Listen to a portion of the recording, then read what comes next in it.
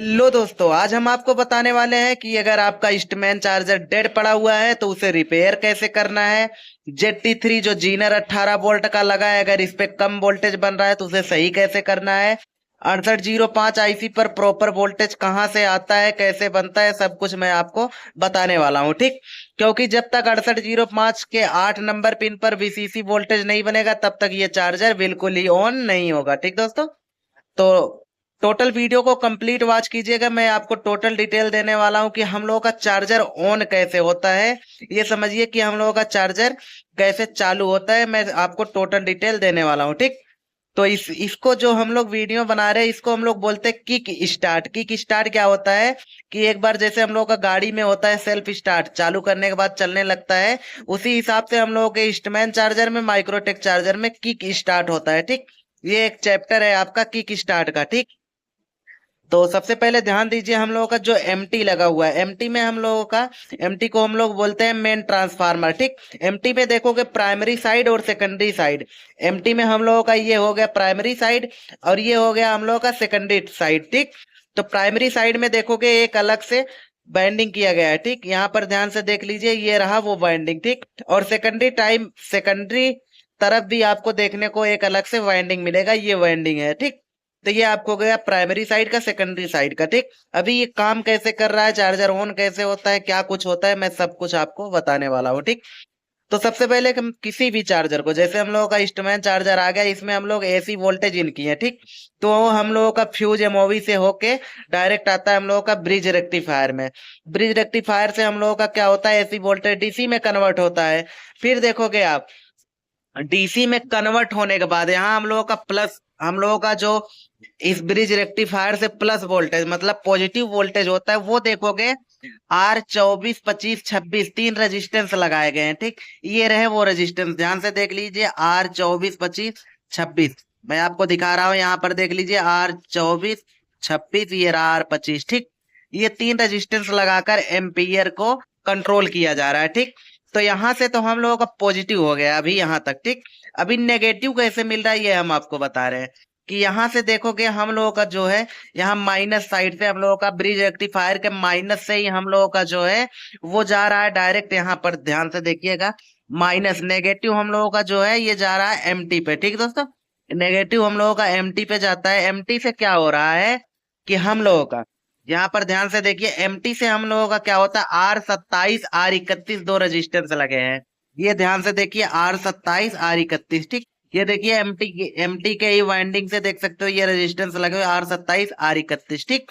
यहाँ से फिर देखोगे हम लोगों का एमटी का क्या काम है, AC voltage in AC voltage out. तो यहाँ से हम लोगों का एसी वोल्टेज जो आउट होता है, फिर देखोगे D15 एक डायोड लगाया गया, ठीक। ध्यान से देखिएगा, D15 ये रहा हम लोगों का डायोड, ठीक। यहाँ पर देखोगे आपको 25 वोल्टेज डीसी मिलेगा, ठीक। यहाँ से हम लोगों का डीसी वोल्टेज हुआ। फिर क्या काम होता है, C18 यहाँ पर एक पीएफ लगा हुआ है, कैपेसिटर लगा हुआ है, ये रहा, ठीक। यहाँ से C18 हम लोगों का कैपेसिटर लगा हुआ है।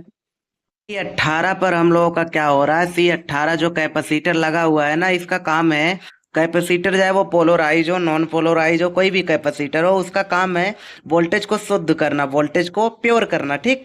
तो यहाँ से हम लोगों का वोल्टेज शुद्ध हो रहा है। उसके बाद क्या हो रहा है कि R32 R30 दो रेजिस्टेंस लगाए हुए हैं, वो ये रेजिस्टेंस रहे, ठीक।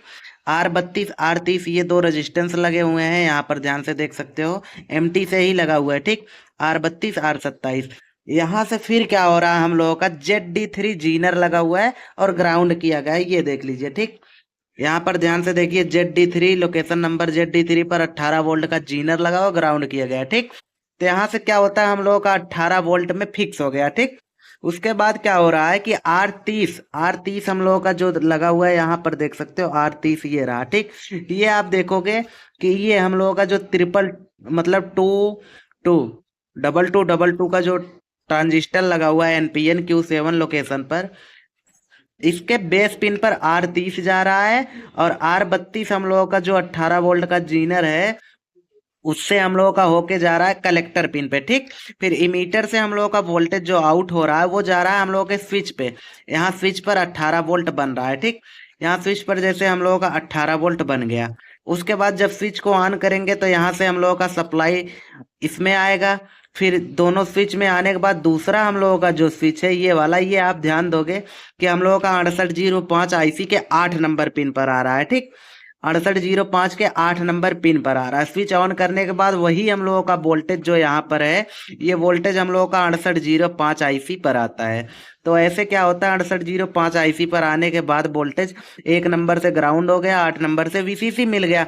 इसके बाद क्या काम करेगा, हम लोगों का 6805 अपना काम करना चालू हो जाएगा कि जब इसको वीसीसी और ग्राउंड मिल गया तो ये अपना काम करना चालू कर देगा। फिर क्या काम होता है कि 9 नंबर से पल्स भेजेगा पीएफटी मोसफेट के लिए और 10 नंबर से भेजेगा मेन मोसफेट के लिए।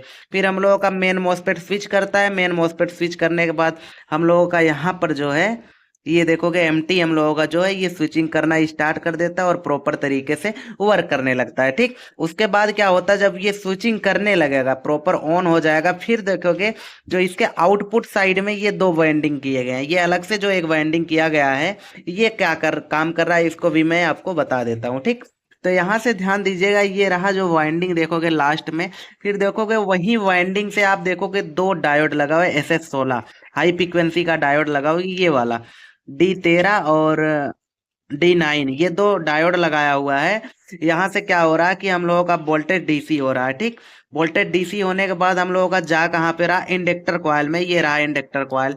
इंडक्टर कॉइल में हम लोगों का वोल्टेज शुद्ध होने के बाद, प्योर होने के बाद, वो हम लोगों का जो है 12 वोल्ट फिक्स होके जा रहा है यहाँ पे हम लोगों का LM324 के 4 नंबर पिन पे।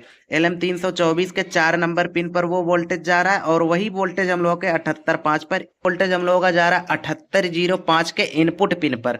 7805 के इनपुट पे जाने के बाद वहां से हम लोगों का 7805 के आउटपुट पिन से 5 वोल्ट मिलता है। ठीक, और बीच वाला ग्राउंड हो गया, तो 5 वोल्ट हम लोगों का जो है ये कहाँ पे जा रहा है, ये कंट्रोलर कार्ड के, ये हम लोगों का कंट्रोलर कार्ड, जैसे हम लोगों का ईस्टमैन चार्जर में कंट्रोलर कार्ड रहता है और ईस्टमैन चार्जर में PMIC हो गया, ये मेन IC 722 रहता है और माइक्रोटेक चार्जर में कंट्रोलर कार्ड रहता है। ठीक, तो कंट्रोलर कार्ड के 7 नंबर पिन पे जा रहा है VCC वोल्टेज IC को ऑन करने के लिए और ईस्टमैन चार्जर के PMIC के 20 नंबर पे आ रहा है। ठीक, तो यहाँ से देखोगे 5 पे और 20 पे आपको बीप करता हुआ नजर आएगा। ठीक, फिर हम लोगों का चार्जर प्रॉपर तरीके से ऑन होता है।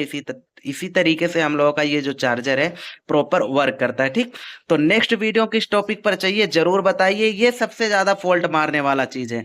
अगर आपका यहाँ पर 18 के जगह 12 वोल्ट बन रहा है तो भाई मैंने 80% केस ऐसे देखे हैं जिसमें ये हम लोगों का क्या होता है, जीनर डायोड का रीडिंग प्रॉपर सही शो करेगा बट ये जीनर डायोड खराब हो जाता है, इसको चेंज कर दीजिए, आपका 18 वोल्टेज प्रॉपर बनने लगेगा, फिक्स हो जाएगा। ठीक, तो ये जरूर चेक कीजिएगा।